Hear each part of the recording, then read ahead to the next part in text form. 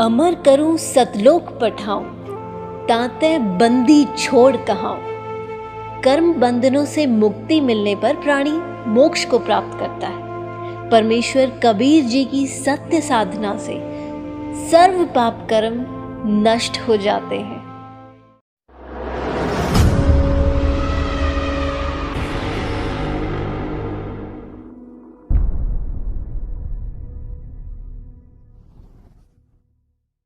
अब कितने निर्णायक ज्ञान दिया है। क्या कहते हैं, रे भोली सी दुनिया गुरु बिन कैसे सरिया।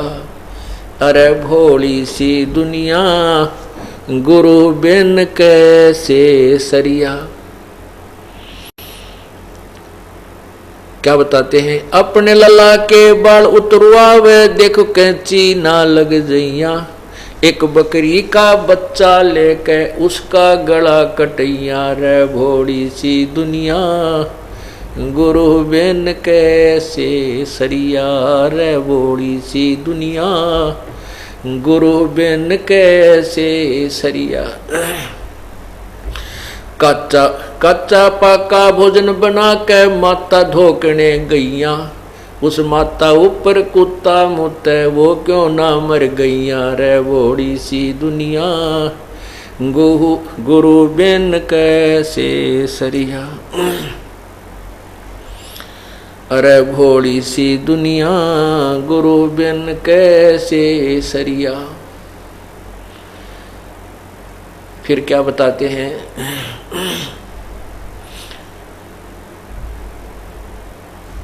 अब जीवित बाप के लट्ठम लट्ठा मुए गंग पुचैया।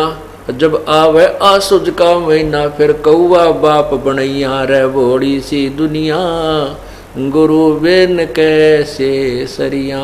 रे भोली सी दुनिया सतगुरु बिन कैसे सरिया।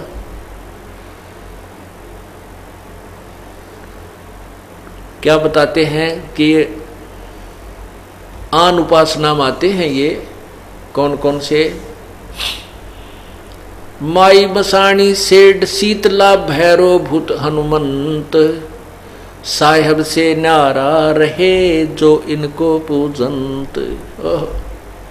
माई मसाणी सेठ शीतला और भैरो भूत हनुमंत उस परमात्मा से दूर रहेगा जो इनकी पूजा करता है, जो इनको पूजंत। गुड़गांव में वाली माता पे जाते हैं, खासकर यहाँ हरियाणा के लोगों में ज़्यादा प्रचलित है गुड़गांव वाली माता। या वैसे भी जहाँ आस पास में किता अपना जुगाड़ जोड़ रखे बका रखे हैं वहाँ भी जाते हैं। क्या बताते हैं परमात्मा, देखो कैसे गुमराह कर दिया इन नकली गुरुओं ने।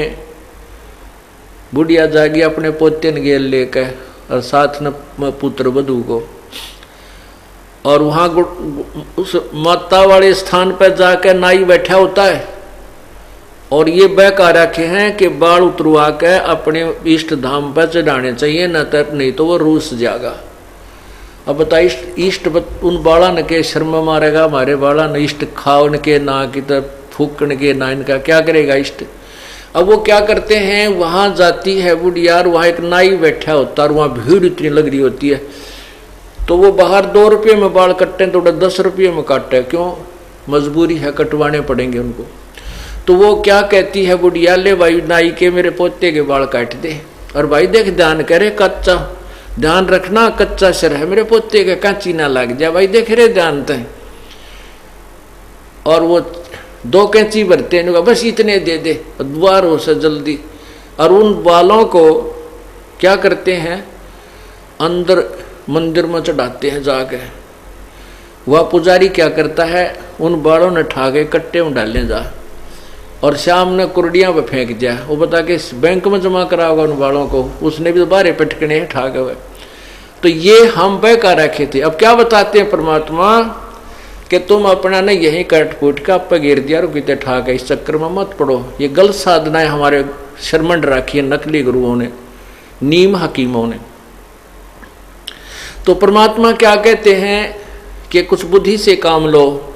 अपने बेटे का तो इतना डर मानती है कि कदे कहीं चीना लाग जा और तेरे बेटे को दर्द हो, पीड़ा हो जा पोते को। और एक बकरी का बच्चा लेकर उसका गला कटैया रे बोड़ी सी दुनिया, गुरु बिन कैसे सरिया। पूरे संत के बिना ये निर्णायक ज्ञान जब तक नहीं मिलेगा तेरा उद्धार नहीं हो सकता। अब अपने बच्चे की तो इतनी ममता, इतना प्यारा लागे कैंची लागन का भी डर। और एक बालक, एक अमूक जो बोल भी नहीं सकता, उसका प्राणी का बच्चा लेकर और माता का पेंट चढ़ा दिया। वो माता कभी बकरे नहीं खाती। वो देव कोई नहीं है जो मांस आहार करता, वो तो राक्षस होते हैं जो मांस आहार करते हैं। वो हमारे इष्ट देव, कोई भी देवता मांस आहार नहीं करते। ये हमारे को बहका रखा है उन ज्वाड़ के स्वादुओं ने, जो मर के भूत बन गए।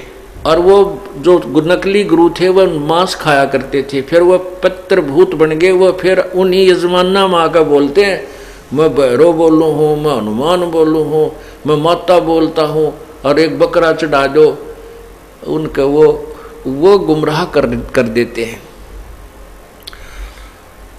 और उनके डर के मारे फिर ये पूर्ण परमात्मा का सहारा मिला नहीं, तो डरते फिर ये बेचारे गृहस्थी लोग उन पाखंडिया में जो भूत बोला करते, उनके आधार से मांस चढ़ाने लगे, बकरे चढ़ाने लगे, कटवाने लगे हैं। इस प्रकार यह बात बिगड़ी। फिर कहते हैं, फिर माता की पूजा देखो, कहते कच्चा पक्का भोजन बना के माता धोकने गई। माता जो धोक लान का दिशा बना कर चलता है काम, कि बेरा कुत्ता न खाना हो तो वो कच्चा पक्का भोजन बना के माता धोकने गई। हमने देखी जगह जगह पर ना एक इतनी मंडी ही बना देंगे जिसमें मेरे ख्याल में कुत्ता आराम से बैठ सके, बाकी आदमी तो नहीं प्रवेश कर सकता। उसको माता का थान बोलते हैं, स्थान। कहते हैं वो कच्चा पक्का भोजन बना कर माता धोकने गई। और वो माता के धोकने, माता की पूजा के लिए जो वहाँ गुलगुले पूड़े चढ़ाती है, और कुत्ते बाट देखा करें, बुढ़िया एक बतला उतरा टूट कर पड़ा। वो माता नहीं खान पाती, वो कुत्ते खाते हैं। और खा के उस कुत्ते उस माता के आहार को, और चलते समय फिर उसके ऊपर बाथरूम करते हैं, पेशाब करके चलना, उस माता की चोटी में धार मारे। तो परमात्मा कहते हैं अगर वो शक्ति है तेरी माता में, कुत्ते की टांग क्यों ना तोड़ दी, कुत्ता क्यों ना मर गया, या मार देती इसको। न कर बोड़ी सी दुनिया, कच्चा पक्का भोजन बना के माता धोकने गई, और माता ऊपर कुत्ता मुत्ता, वो क्यों ना मर गई। तेरी घिघी बंदरी है माता के दुखी कर दे, और इस कुत्ते को ना मारती वा। फिर क्या बताते हैं कि जीवित बाप के लट्ठम लट्ठा, और मरने के बाद उसने गंगा में पहुंचाने जाता उसकी अस्थियों को। अब परमात्मा ये बताना चाहते हैं कि जब तेरे पिताजी जीवित हैं, माताजी जीवित थे, तो उनकी सेवा करनी चाहिए थी, उनको प्यार देना चाहिए था, जिसके उद्देश्य से उन्होंने पुत्र की परवरिश की थी। अब जीव है जब तो पिता गेला लट्ठम लट्ठा झगड़ा ठानता रहता है, और मरने के बाद उन आडा न ठा कर गंगा में गिरने जाता है। और उस गंगा में गिरने से क्यों डाल कर आते हैं कि तेरे पिता की गति हो जाएगी, मोक्ष हो जाएगा। अब ध्यान से सुनना, ये मोक्ष कहाँ से होने लगा था, कहाँ मोक्ष जाकर छोड़ते हैं ये लोग हमारा, कित मोक्ष करावें। अब एक भक्त नाम ले रहा था, नाम ले रखा था उसने, और उसको मना किया हुआ था भी ना, तो ये फूल फाल ठाने हैं जो कहते हैं ना, अस्थियां उठाकर गंगा में गिर करनी नहीं। अगर उस स्थान को खाली करना आवश्यक है तो उसने उन अस्थियों को राख को उठाकर नियर बाई को रिवर नहर चलती है, दरिया है, चलते पानी में वो पर डाल दियो। कोई किसी की सहयोग की आवश्यकता नहीं, किसी गुरु पीर की। और मान लीजिए आसपास नहर भी उपलब्ध नहीं है, तो उनको खड्डा खोद के अपने कितने भी खेत में, आंगन में, घर में उड़े डाल दिए। जो सोचो भाई कितना नादर ना हो हमारे पिता की अस्थियों का। अच्छी बात है, अगर आपके अंदर ये श्रद्धा है तो नौड़े गाड़ दे कि टमाटी में ढूंगा 5-7 फुट 5-4 फुट खोद के उस इतनी राख बना कर उसने वहाँ डाल दो या किसी नहर में डालिए। वहाँ उन ठगों के पास मत जाइए जो आपको गुमराह करते हैं। तेरे पिता की गति गंगा में आने से होगी, यहाँ पर इसकी अस्थियाँ पहुँचाने में होगी। ये गलत है, ऐसा कुछ नहीं है। वो एक भक्त जैसे हमारा नाम लेते हैं तो हम उनको ये मर्यादा भी बताते हैं कि ये नियम पालन करना है।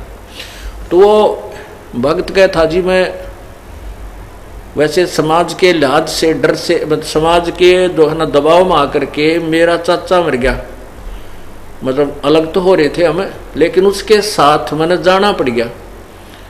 वो अस्थि गिरन गए थे गंगा में, तो वहाँ एक पांडा पाया।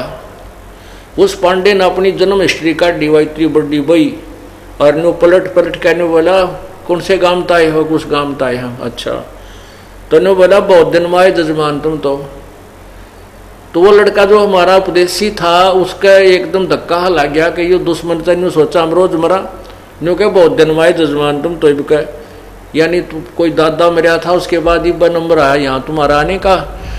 वो कहने लगा जी उस दिन के बाद मेरा कति मन खट्टा हो गया कि वहाँ तक भूल के नहीं जाना, अब कद गलती बनी सो बनी कि ये तुम्हारे कसौण और मनावे है, ये मारे मरने की बाट देखें, मरे तोड़े तोड़े हमावा इन्हें 100 रुपये 200 रुपये प्राप्त हों इनकी पूजा के।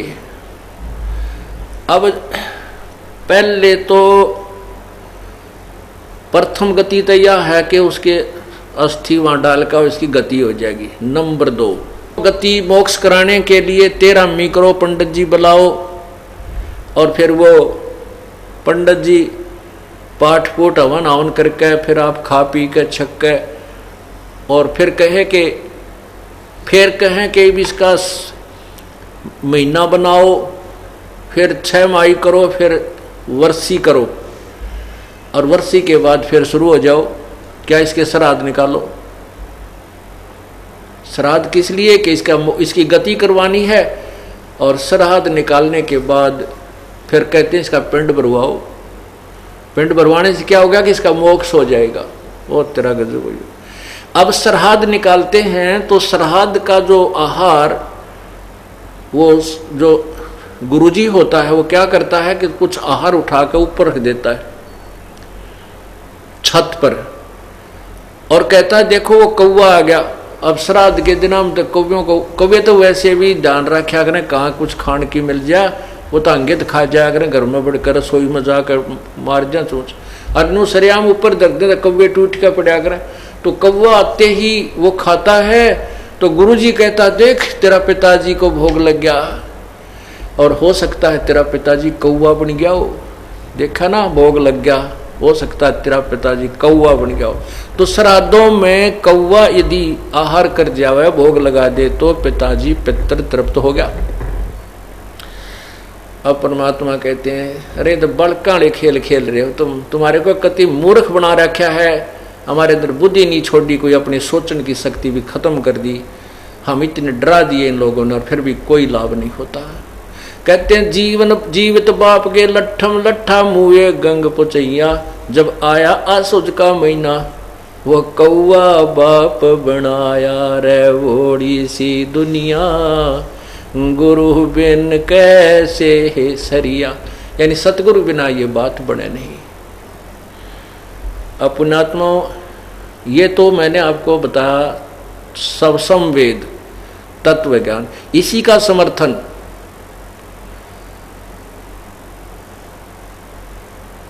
अपने पवित्र पुराण भी दे रहे हैं, जिन पुराणों के आधार पर हम श्राद्ध निकालते हैं। अभी आपको विष्णु पुराण में एक ऐसा अनमोल ज्ञान दिखाता हूँ, आप गदगद हो जाओगे। रस सचमुच हम तक कति पागल मूर्ख बना रखे थे अनजान लोगों ने।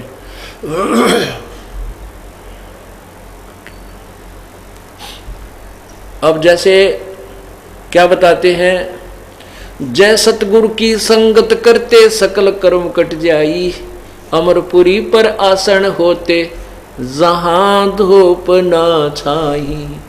जय सतगुरु की यानी तत्वदर्शी संत अर्थात पूर्ण संत की जब संगत करते, उसके ज्ञान का अनुसरण करते, ये सारे झंझट मिट जाते। ना श्राद्ध निकालने थे, ना ये कोई और फंड करने थे केवल। और फिर उसके द्वारा दी गई भक्ति से अमरपुरी पर आसन होते, सतलोक में स्थान मिल जाता, जिसके विषय में गीता जी अध्याय नंबर 15 के मंत्र 4, गीता जी के अध्याय नंबर 18 के श्लोक 62 में कहा है कि हे अर्जुन, तू सर्वभाव से उस परमेश्वर की शरण में जा जिसकी कृपा से तू परम शांति और शाश्वत स्थान, शाश्वत स्थानम यानी सदा रहने वाला स्थान जो कभी नष्ट नहीं होता, उस सतलोक को प्राप्त हो जाएगा। अब गीता जी के अध्याय नंबर 8 के मंत्र 16 में लिखा है कि ब्रह्मलोक तक ये सभी नाशवान हैं, इसमें गए हुए प्राणी भी लौटकर संसार में आते हैं, लेकिन सतलोक के अंदर उस परम पद परमेश्वर के, उस परम अक्षर ब्रह्म के, पूर्ण परमात्मा के परम पद अर्थात उस सतलोक में जाने के बाद फिर जन्म मृत्यु नहीं होती। अब आपको दिखाते हैं श्राद्ध, जो श्राद्ध हम निकालते हैं उसके विषय में क्या बता रखा पुराणों के अंदर। इन भ्रमित लोगों ने, जिनको तत्व ज्ञान नहीं था, उन ऋषि और महर्षियों ने भी हमें गुमराह किया हुआ है। और तत्वदर्शी गीता जी में इसीलिए लिखा है कि जब उस तत्वदर्शी संत की खोज कर, वो तत्वदर्शी संत वो तत्व ज्ञान बताएगा जो भगवान के मुख से उच्चारित वो वास्तविक ज्ञान है, उस मूल ज्ञान को, और उसको सुन, उसके पश्चात जैसा वो कहता वैसे कीजिए। अब आपको विष्णु पुराण, श्री विष्णु पुराण में दिखाता हूं। अब इसमें क्या रहस्य आपको दिखाएंगे। पहले आपको मार्कंडे पुराण के अंदर, एक मार्कंडे पुराण के अंदर दिखाते हैं। उसमें लिखा है कि एक रुचि नाम के ऋषि थे और उन्होंने वेदों को पढ़ा। जैसे गीता जी वेदों का ही सार है, वेदों को पढ़ा और उसने निष्कर्ष निकाला कि वेदों में ये कर्म कांड, श्राद्ध आदि निकालना ये मूर्खों की पूजा है, ये नहीं करनी चाहिए। उसने इस आधार पर ना तो शादी कराई और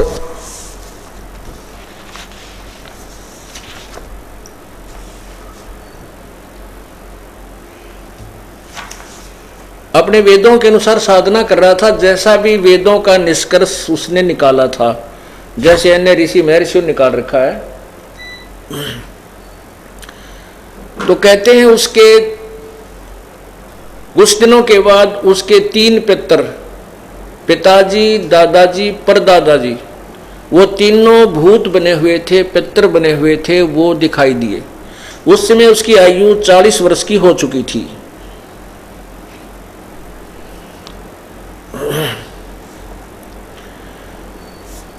यानी शादी के योग्य भी नहीं रहा था। उसमें वो पितर दिखाई दिए और कहने लगे, बेटा रुचि, तूने शादी क्यों नहीं कराई और शादी करा के तूने हमारे श्राद्ध क्यों नहीं किए बेटा, हम बहुत दुखी हो गए हैं।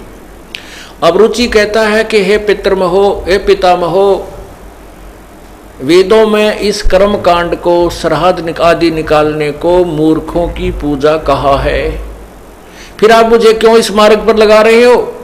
पितर भी स्वीकार करते हैं कि बेटा तू ठीक कह रहा है, वेद में तो ऐसा ही लिखा है, ये सत्य है कि ये तो मूर्खों की, अज्ञानियों की पूजा है, लेकिन बेटा ऐसे है वैसे है, पितर जो चाहे वैसे दान दे सकते हैं, संतान दे सकते हैं, धन दे सकते हैं। अब इस तरह के उनको लालच लुलच दे के और उस पुण्य आत्मा से वो घोर पाप करवा दिया। हाय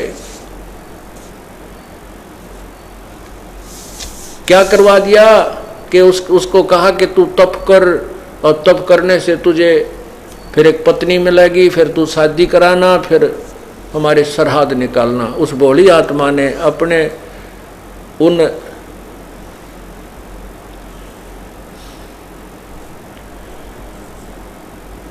वो जो शास्त्र विरुद्ध साधना करके जो भूत बन गए थे पूर्वज, उनकी बातों में आके अपनी वास्तविक साधना, शास्त्र अनुकूल साधना त्याग दी और स्वयं भी भूत बनने को तैयार हो गया। अब देखिएगा मार्कंडेय पुराण में आपको दिखाते हैं। मार्कंडेय पुराण गीता प्रेस गोरखपुर से प्रकाशित है। इसके 242-43 पृष्ठ पे ये देखिएगा, ये है मार्कंडेय पुराण।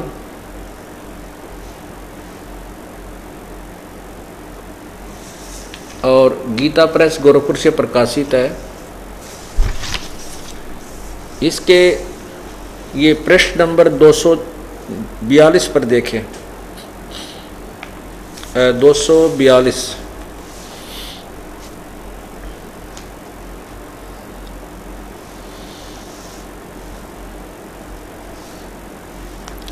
ये नीचे रोच्य मुनि की उत्पत्ति कथा। मार्कंडेय जी कहते हैं, ब्राह्मण पूर्व काल की बात है, प्रजापति रुचि, ममता और अहंकार से रहित इस पृथ्वी पर विचरते थे।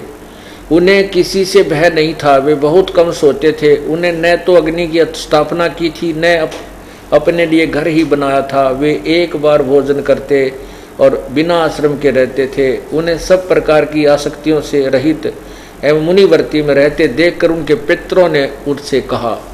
पितर बोले, बेटा विवाह स्वर्ग और अपवर्ग का हेतु होने के कारण एक पुण्यमय कार्य है, उसे तूने क्यों नहीं किया। गृहस्थ पुरुष समस्त देवताओं, पितरों, ऋषियों, अतिथियों की पूजा करके पुण्यमय लोकों को प्राप्त करता है। वह सभा के उच्चारण से देवताओं को, सवधा के उच्चारण से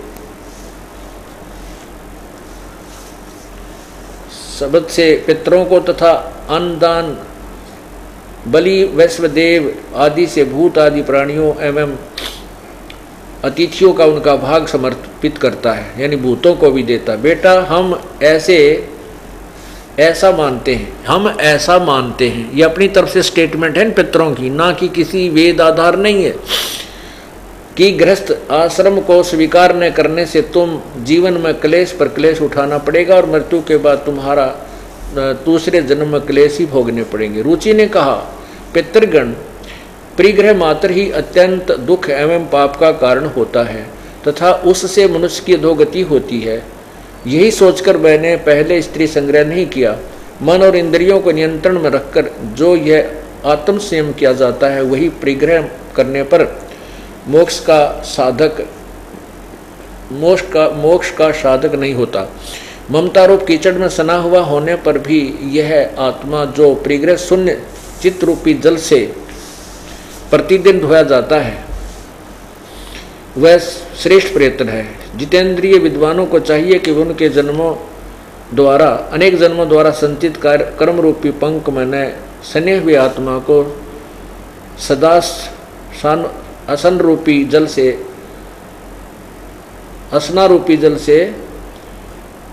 प्रक्षालन करे। पितर बोले, बेटा जितेंद्रिय होकर आत्मा प्रक्षालन करना उचित नहीं है, किंतु तुम जिस पर चल रहे हो वह मोक्ष का मार्ग है। वह मोक्ष का मार्ग है, उसको मना कर रहे हैं, किंतु फल इच्छा रहित दान और शुभ अशुभ से उपभोगों भी पूर्वकृत शुभ अशुभ कर्म दूर होते हैं। इसी प्रकार दया भाव से प्रेरित होकर जो कर्म किया जाता है वह बंधन कारक नहीं होता। फल कामना से रहित कर्म के बंधन में नहीं डालता। पूर्व जन्म में किया हुआ मानवों का शुभ अशुभ कर्म सुख दुख भोगों के रूप में प्रतिदिन भोगने पर ही अक्षीण होता। अब ये स्पष्ट कर रहे हैं कि जो दुख सुख कर्म में लिखा है प्रारब्ध में, वो तो भोगना ही पड़ता है। आगे क्या बताता है, अब यहां क्या बताते हैं। रुचि ने पूछा, पितामहो, वेद में कर्म मार्ग को अविद्या कहा गया है। फिर क्यों आप लोग मुझे उस मार्ग में लगाते हैं। पितर बोले ये सत्य है कि कर्म को अविद्या ही कहा गया है, इसमें तनिक भी मिथ्या नहीं है। फिर कसर के रहेगी भाई। ये देखो, ये स्वयं तो 4 भूत बने हुए हैं, पहले के ये 4 दिखाई दिए उसने, 4 पिताजी, दादाजी, परदादा, फिर दादा का भी पिता, परदादा का पिता, तो ये 4 दिखाई दिए। ये स्वयं कहते हैं कि हाँ इसमें सत्य है। ये स्वयं पितर बोले ये सत्य है कि कर्म को अविद्या ही कहा गया, इसमें तनिक भी मिथ्या नहीं है। फिर अग्रम मग्रम के रहेगी। अब फिर वो अग्रम मग्रम जो की है वो पितरों की है, ना कि किसी वेद सदग्रंथ की नहीं है। और वेद जो है ये परमात्मा का आदेश है, और ये जो श्राद्ध व्राद्ध के जो तुक्केबाजी ये अन्य पित्रादि का आदेश है, तो उसको हमने नहीं मानना है। जैसे आपके उदाहरण देते हैं कि एक व्यक्ति का मित्र था थानेदार, दरोगा, और उस दरोगा जी ने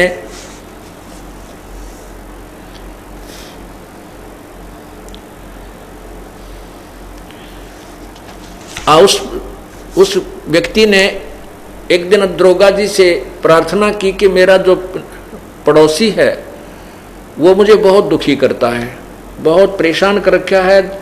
मैंने पंचायत आदि से भी फैसला करवाने की चेष्टा की पर वो बाज नहीं आता, मैं क्या करूं। दरोगा जी ने कहा कि मार लठ माप देख लूंगा।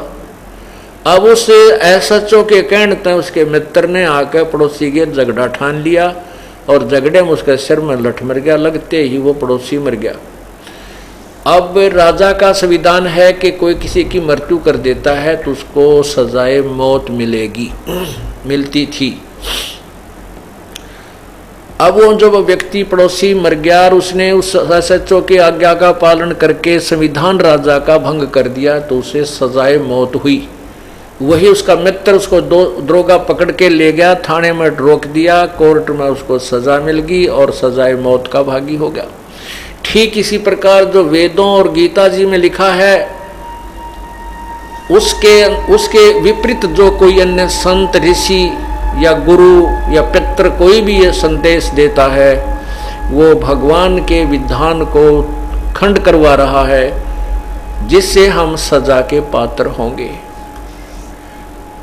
अब इसमें एक विष्णु पुराण में प्रमाण है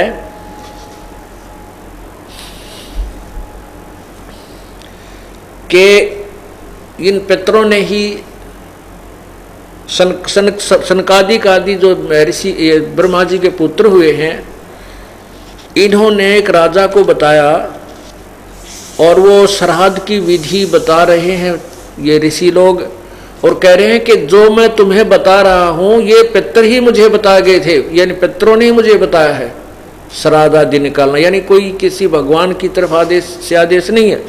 फिर उसमें आगे चलकर क्या बताया है कि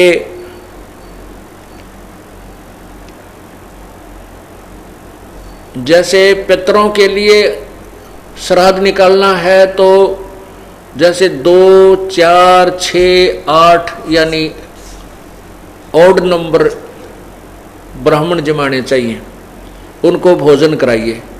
और भूतों के लिए करना है, देवों के लिए करना है तो 1, 2, 1, 3 ऐसे 5, 7, 9 इवन नंबर,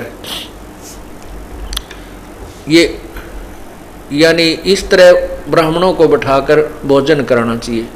फिर विष्णु पुराण में लास्ट में ये लिखा है, श्राद्धों का सारा विवरण देकर ये लिखा है कि यदि एक योगी का अर्थ है जो सत्य साधक, जैसे गीता जी में लिखा कि अर्जुन जब तू नाना प्रकार के भ्रमित करने वाले वचनों से भ्रमित ना होकर के एक तत्व ज्ञान पर स्थिर हो जाएगा, तब तू भगत बनेगा, योगी बनेगा। उसके लिए लिखा कि उस तत्व ज्ञान को सुनने के लिए तत्वदर्शी संतों की शरण जा, उनको दंडवत प्रणाम कर, वो जैसे बताएं फिर तू साधना कर, फिर तेरा कल्याण होगा।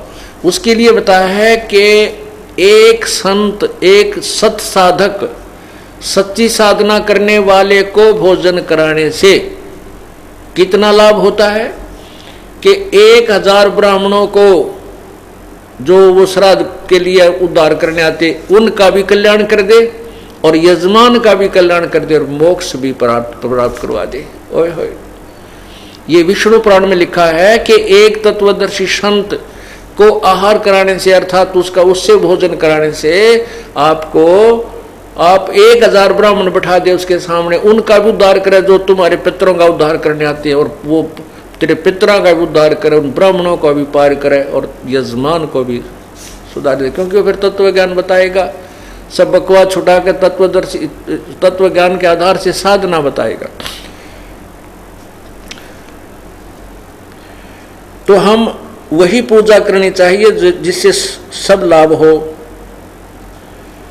अब ये विष्णु पुराण में लिखा है, अब मुझे वो मिल नहीं रहा। इस प्रकार हम वो साधना करनी चाहिए जिससे हमें लाभ हो, मोक्ष भी हो।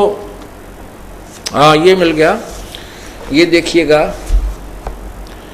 ये श्री विष्णु पुराण में दिखाता हूँ आपको कितना अनमोल ज्ञान है, बहुत ही रहस्यमय ज्ञान है ये देखिएगा श्री विष्णु पुराण। ये श्री विष्णु पुराण और ये गीता प्रेस गोरखपुर से प्रकाशित है।